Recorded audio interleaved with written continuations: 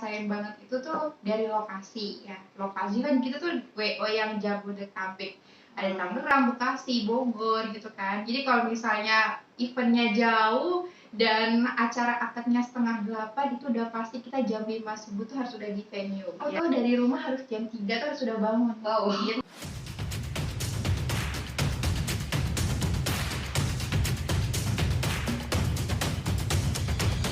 Assalamualaikum warahmatullahi wabarakatuh. Halo pemirsa semua, balik lagi sama aku Aulia Resti Syifa, mahasiswa semester 4 jurusan Manajemen Komunikasi Institut Setiabudi. Nah, kali ini aku bakal sedikit sharing-sharing tentang pekerjaan event organizer. Sebelumnya kalian udah pada tahu dong event organizer itu apa? Event organizer adalah salah satu profesi yang bergerak di bidang jasa. Nah, profesi ini juga lagi banyak digemari nih oleh anak muda. Profesi ini juga biasanya cenderung lebih ke anak muda ya. Nah, kali ini aku juga nggak akan sendirian. Aku bakal ditemenin sama salah satu kru dari event organizer yang udah banyak banget nih pengalamannya. So, buat kalian yang penasaran dan buat kalian yang berminat untuk terjun ke dunia event organizer, jangan skip video ini. Stay tuned!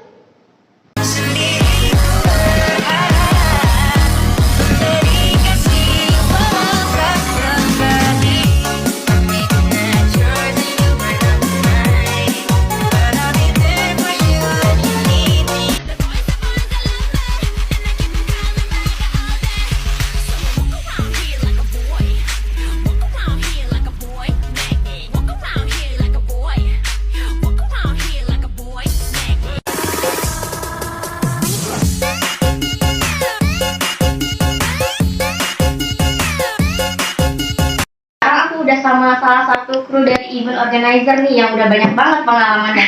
Langsung aja yuk kita kenalan. Selamat pagi Kak. Halo, selamat pagi semuanya. Apa kabarnya nih Kak? Alhamdulillah baik. Perjalanannya gimana? Macet apa enggak nih Kak? Halo, biasa ya Depok itu kalau pagi-pagi udah pasti macet banget. Sama nih yang paling happening banget tuh di kalangan anak muda, Depok itu terkenal sama putarannya jauh banget. Nah, benar banget. Setuju nggak? Di Depok tuh putarannya jauh banget. Gila, ini tolong banget ya Pak Wali Kota. Sebelumnya lu sampai lupa kenalan kita. Boleh kenalan dulu lah. Halo semuanya, sawadikap. Perkenalkan, nama saya Wina Wahyuni. Usia saya sekarang masih 24 tahun. Satya belum menikah dan masih single ya. Oke, saya ya masih single, jadi mahasiswa juga sih, masih jadi mahasiswa juga. Masih mahasiswa, hebat banget nih Kak Wina nih. Udah produktif, masih muda ya. Iya, betul. Langsung aja kali ya Kak. Nah, Kak Wina ini kan tadi masih mahasiswa ya Kak. Nah, selain mahasiswa, pekerjaan Kak Wina itu apa sih Kak? Aku bekerja di salah satu kampus yang ada di kota Depok. Terus pekerjaan aku jadi marketing gitu, betul, di staff marketingnya. Selain jadi staff marketing, tentunya Kak Wina juga jadi event organizer dong. Iya. Boleh dong Kak, nama event organizernya apa sih nih? Oke, event organizer yang kakak gabung sekarang itu adalah namanya Millennial Wedding Organizer-nya. Jadi teman-teman boleh tuh visit ke Instagramnya kita ya di @millennial wedding organizer. Namanya kekinian banget ya Kak. Iya dong, karena kita anak milenial ya. Nah, Kak Wina udah berapa tahun nih Kak kerja di Millennial Wedding Organizer? Untuk berapa tahunnya aku lupa ya. Ini udah lumayan lama juga sih. Berarti udah lama banget dong ya Kak. Expert banget ya.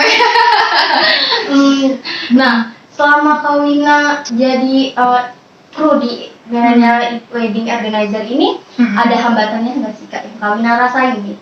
Ada ya tentunya. Yang pertama kan mungkin kayak yang benar-benar dirasain banget itu tuh dari lokasi ya. Lokasi kan kita tuh WO yang Jabodetabek. Ada Tangerang, Bekasi, Bogor gitu kan. Jadi kalau misalnya eventnya jauh dan acara akadnya 7:30 itu udah pasti kita jam 5 subuh tuh harus udah di venue ya kan. Harus di tempat acaranya. Dan jadi aku tuh dari rumah harus jam 3 tuh harus udah bangun. Wow. Gitu kan. Biar acaranya berjalan dengan lancar, dengan sesuai rundown. Jadi kita harus datang lebih awal. Ini juga kan pernikahan itu kan satu kali seumur hidup, nggak mau tuh yang asal atau kayak ada beberapa bagian yang ke-skip itu jangan sampai. Nah, makanya kita kayak tantangan juga sih buat kita semua biar acara tersebut tuh berjalan dengan lancar gitu. gitu Berarti harus siap dong ya Kak jadi harus PO siap, tuh. harus tangguh juga ya. Nah, awal mula Kak Wina bisa tertarik nih jadi IO itu ada alasannya sendiri nggak sih Kak? Oh iya, alasannya itu kan banyak ya, banyak banget. Nah yang poin utamanya itu kan aku tuh kerja di marketing ya kan. Di marketing itu tuh udah pasti harus ketemu sama banyak klien.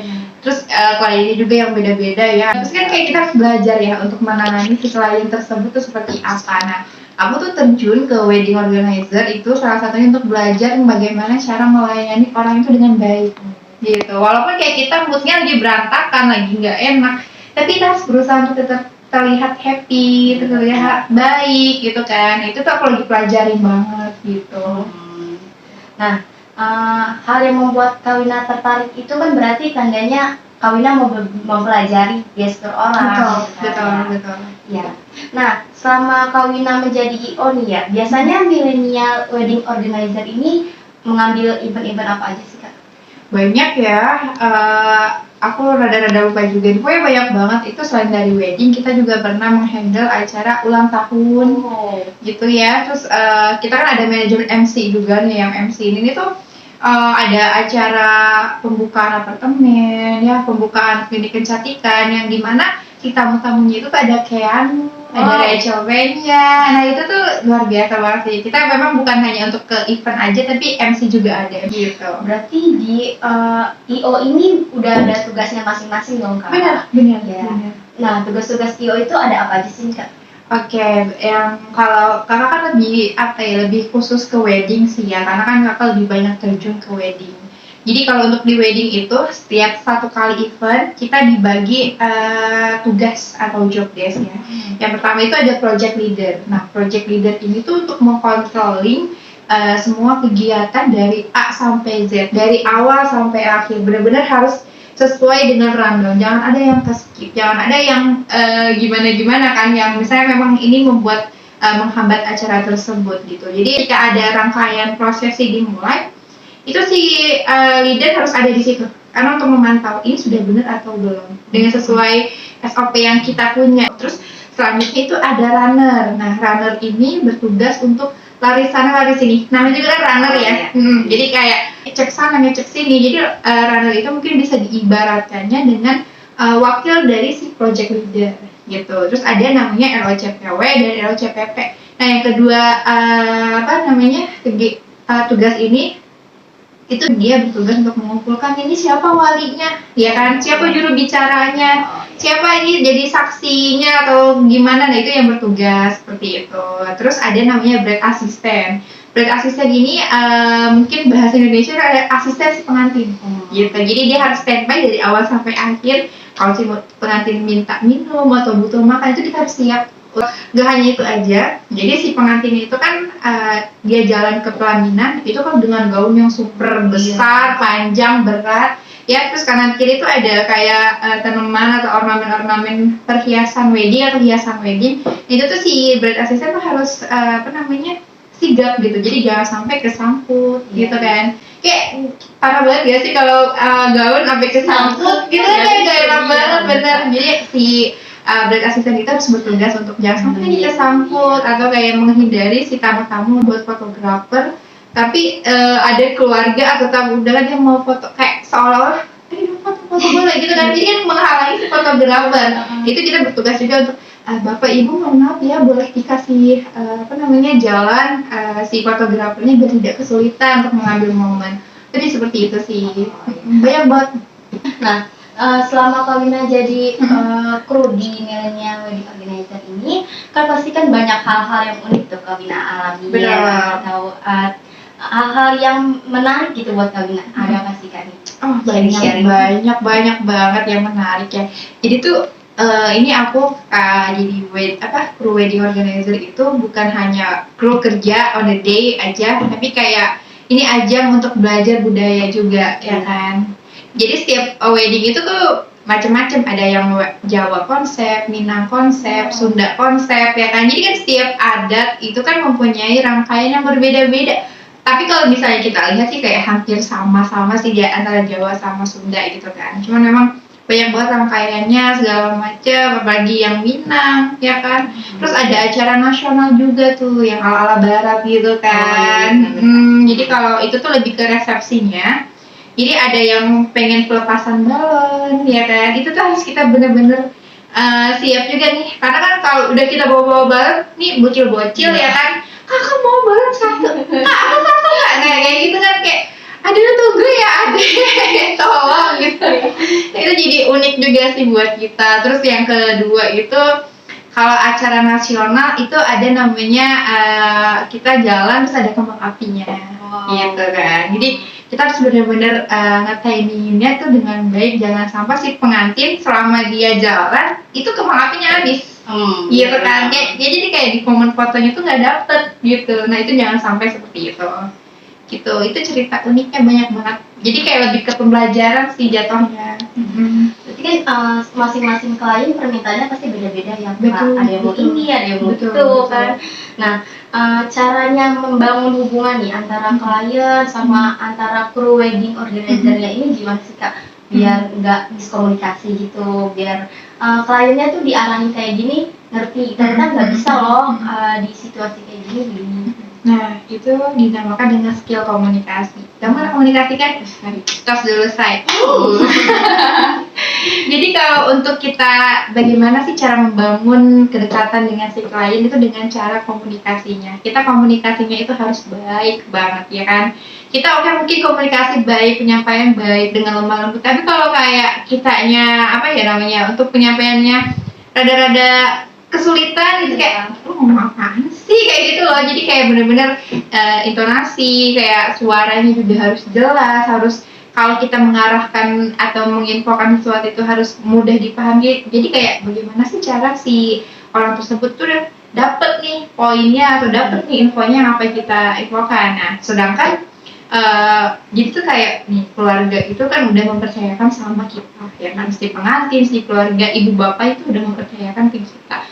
Kita lagi belajar juga ya kan tuh bagaimana caranya untuk membuat si orang tersebut tuh paham, Kak ini kita sudah sesuai sama rundown ya.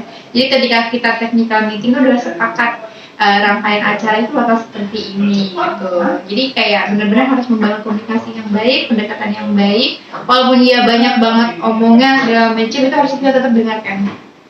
Harus tetap dengarkan, kayak kita tuh tahu ini dia maunya apa gitu. Ketika kita udah paham atau udah tahu maunya apa, ya itu udah gampang banget diarahkannya gitu. Jadi yang poin utama itu skill komunikasinya Antara klien dengan antara tim ya, Kak, betul. Nah, setiap event itu kan pasti ada aja ya kayak tragedi apa gitu ya, tragedi nggak tuh. Iya benar ada aja. Nah, untuk mengatur mengkoordinasikan event agar berjalan supaya lancar nih sampai acara selesai, itu ada tugasnya masing-masing atau gimana tuh Kak caranya? Oke, ada. Itu namanya tugasnya si project leader ya kan. Jadi kayak setiap ada perubahan, misalnya kita udah di rundown tuh ada namanya ya jubirnya siapa, ya kan saksinya siapa. Jadi kalau misalnya si penanggung jawab keluarga itu ternyata ada perubahan, nah itu tuh harus langsung dikonfirmasi ke leader. Jadi biar leader tahu, oh ya oke nih berubah, dan si leader itu akan menginformasikan kepada MC, karena kan MC udah pasti nge-announce orang-orang yang ada di daftar tersebut ya kan, yang walinya siapa, itunya siapa. Jadi jangan sampai salah menyebutkan nama orang ya kan. Di setiap acara itu ada namanya koordinator keluarga juga. Jadi si pengantin itu udah membentuk apa ya kayak panitia keluarga kecil gitu kan. Nah di situ ada koordinator keluarganya. Jadi kalau minta apa-apa itu harus ke dia. Nah akhirnya kita buru-buru tuh, Kak sorry buat ini setelah kita mau akad, tapi si Pak penghulunya minta materai. Kakak mohon tolong carikan ya materai. Jadi ada aja pokoknya. Berarti hubungan antara kru IO sama keluarga juga harus harus banget. Walaupun kayak setiap event kita kayak orang asing lagi, tapi kan kayak untuk keseharian kayak setiap acara kan udah pasti nih tek-tekannya tuh seperti apa gitu. Jadi kayak bener-bener kita juga walaupun baru pertama kali kenal, ya udah SKSD aja. Buka badak aja udah gitu. SKSD aja udah gitu. Nah, yang terakhir nih Kak, ada tips Wah, nggak udah sih? berasa ya, udah kerasa. Padahal aku pengen ngomong banyak gitu. Boleh Kak, nah, terakhir Kak, tips dan trik nih dari Kak Wina buat penonton kita yang mau bergabung menjadi kru IO tuh apa aja sih? Oke, yang pertama kalian harus energik. Harus energi, semangat. harus semangat, gak boleh capek. Anak muda tuh gak boleh capek ya kan, gak boleh capek, gak boleh ngeluh ya kan. Daripada kayak Sabtu Minggu kalian di rumah, ini kalau misalnya nih ada lawan-lawan IO atau mengenai WO, itu kalian ikutin aja ya kan. Nah, benar tuh. Betul, itu kalian ikutin aja karena kan lumayan juga ya di CV-nya nanti pengalaman kerjanya apa aja, ya kan? Nanti kalian bisa ditampilin tuh di CV-nya pengalaman kerja kalian apa. Terus kan, jadi kita harus benar-benar sigap, harus pandai jaga kesehatan juga kan. Apalagi sekarang wedding udah rame banget nih, Wah, ya bener. satu minggu ya kan. Karena kan pandemi kita udah mulai reda kan. Alhamdulillah. Alhamdulillah ya. Jadi Sabtu Minggu itu selalu ada event. Belum dari sini sampai Jumat kerja juga, ya kan. Sabtu Minggu juga kerja juga. Karena belum ada yang nafkahin, jadi kita nafkahin diri sendiri gitu. Selanjutnya apa ya? Mungkin jaga penampilan juga ya teman-teman. Ini aku juga nggak tahu kenapa. Aku kayak ngerasa nggak cantik gitu Ya kan. Allah, cantik kali kayak gini nggak cantik Oh, guys. berapa kali? Gitu, jadi kayak benar-benar kalian harus jaga penampilan juga ya kan. Harus jaga penampilan, jaga badan juga. Ini aku kalau kita punya standar juga loh berat badan. Wow, iya. Untuk berat badan berapa tuh Kak? Kalau di 165 tinggi badannya, kita kan minimal 165 ya. Saya nggak nyampe. Tinggi badan kan harus 165, ya paling berat badan harus 55 lah. 56, pokoknya harus di bawah 60. Biar ideal ya. Biar ideal. Kayak apa ya, bukannya apa-apa ya, maksudnya kayak untuk selain buat enak dilihat, kalau kita pengaruh ke ini juga kan, kita harus lari sana lari sini ya, harus gesit gitu. Jadi kayak kita berusaha bagaimana caranya untuk tetap menjaga kestabilan berat badan seperti itu. Jadi banyak banget sih. Jadi teman-teman kalau misalnya ada lawan-lawan kerja gitu tuh kalian harus gercep. Nah, apalagi IO ini juga cuma biasanya Sabtu Minggu ya Kak. Betul, Ya? betul. Nah, daripada waktu dibuang-buang main ke Sudirman nih, ya kan? Apa JJ nih? Mendingin juga ikut ngeluangin waktunya buat hal yang bermanfaat, Betul. buat ngisi waktu jadi IO kan Betul, bisa kan bener ya. banget. Kayak kalau Nina nih udah kerja di marketing kampus tapi tetap Sabtu Minggu kita nge-MC ya, nge-IO. Iya, aku juga ada MC.